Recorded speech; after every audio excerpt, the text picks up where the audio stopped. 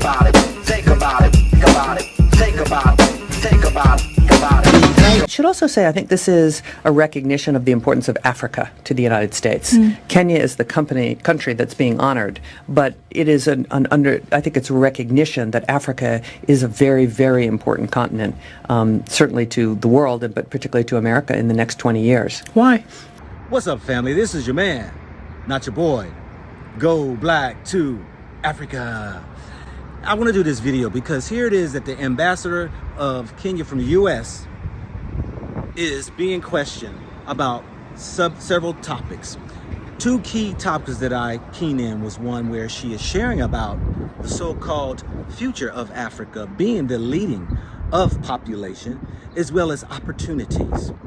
Secondly, question about the rejections of visas that Africans are trying to come into America, which I've said before, and please watch the video during this that I put in, that so many people are being rejected. But she says something that is interesting, that the counselors or the chancellors of the embassies get paid by the money generated from those who apply for visas, which means if you reject more, they keep coming back trying.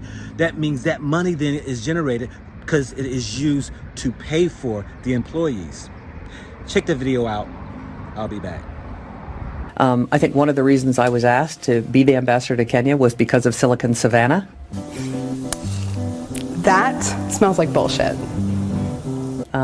Today, Kenya is the technology capital of East Africa and actually probably the technology capital of the entire continent. And we will talk about that and the digitalization actually of the continent. And I should also say I think this is a recognition of the importance of Africa to the United States. Kenya is the country that's being honored, but it is I think it's a recognition that Africa is a very, very important continent, certainly to the world, but particularly to America in the next 20 years. Why? Well, as you well know, by 2050, 1 in 4 people on Earth will live in Africa, and 1 in 3 working age people will live in Africa. So it's going to be the locus of population. It will be the youngest population. Therefore, it's with the working age, and it will be the largest consumer market in 2050. So that makes everyone need to stand up and say, you know, what are we going to do with Africa? We have to ask an immigration consular question. Yeah. And with the great relations, people are going to travel back and forth. So it's easier for Americans to come here than it is for Kenyans to go to the US.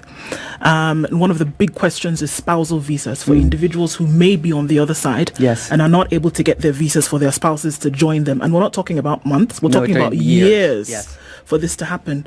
What's the holdup? Yeah. So when I got here, but remember what happened during COVID is no one wanted to go anywhere. And the visa department, the consular department, is funded by visa fees. So during COVID, visa fees went to nothing. So there was no business. So all those consular officers went off into the other parts of the American government. I mean, I'm very pleased that we didn't lay anyone off, but they went and got other jobs. Then, when the demand started to rise again, we had to try to get all those people back. Do you remember when the airlines tried to get up and running? They had to bring the baggage handlers back and the flight attendants back and the pilots back. We had to find all these people to bring them back. When I got here, it was a 2-year wait for an interview. So we did a lot of business process re-engineering. We got a bit more resources. I put out an all-points bulletin to the embassy. Anyone who's worked in consular in the last 5 years, it's your lucky day. You're coming back to consulate to get this under control.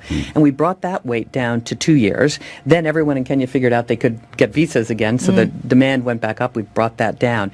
And the place that we still are far behind is the spousal visas, and we're working on it. I think there will be good resolution by the end of the year. But I feel badly about the fact that many of these spouses have been separated, families have been separated, and so we're working to get, you probably know there's 8 different kinds of visas to go to the United States. We've made progress on many of them, and we've made progress on that, but not enough. So are we saying that it is a timing issue? Yes. As opposed to a refusal issue? Oh, it's a timing issue. Okay. I mean, we do refuse people for visas for very, very good reasons. Africa and America, yes, an embassy. An embassy is here to help people. If you want to go for holiday to America, if you want to study, if you are an African, you can never be white. We can never be white. We can only be African applying to either study, holiday, whatever in America. But if you already see on your system that a person doesn't qualify for the visa, then why take them to the counter where they pay $3,600 for the visa and go to the next counter and be denied the visa? Then first interview them. If they don't qualify, don't make a person like this. I mean, they don't even ask anything. They just say you are denied. You should pay $3,600 just to be denied to the next counter. But that's not the major problem here. It's actually a resource and a processing time issue. So what would you say to the folks who are waiting and saying, okay, well, it's been 3 years. Yeah. You know? Hang in there. We're working on it. We're working on it, and I want to resolve it as fast as we can.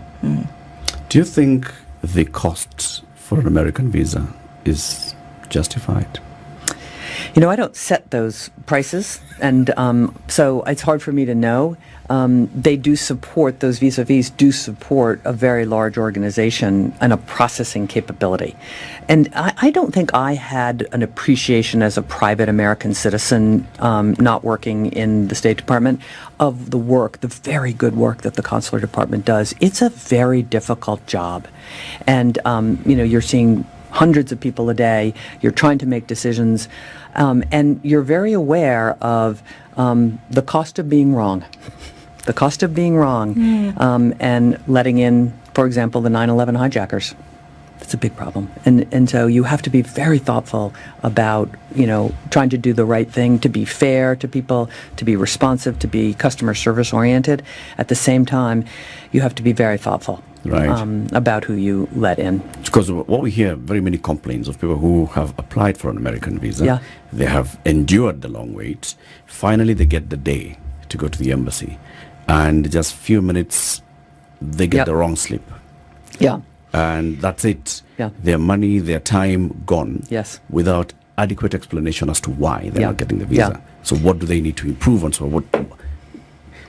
one of the issues is there room for an explanation, a better explanation instead of just giving somebody a slip? Yeah. And two, is there room for partial or full refund of the visa fee, application fee? There isn't room for a partial or full refund on the visa fee. That's just not the way the thing works. So, but it was a good try. That smells like bullshit. I've said Africa is the now and Africa is the future. And we know where Africa stands. A beautiful continent, ripe, plentiful, ready for the harvest, jobs, factories and manufacturings and companies and institutions, while other countries begin to run dry in their land as far as agriculture and, you know, expensive paying for employees. Many companies are trying to save the buck. With a lower cost of livings and cheaper cost for employees, why not Africa? Think about it, think about it, think about it, think about it, think about it, think about it.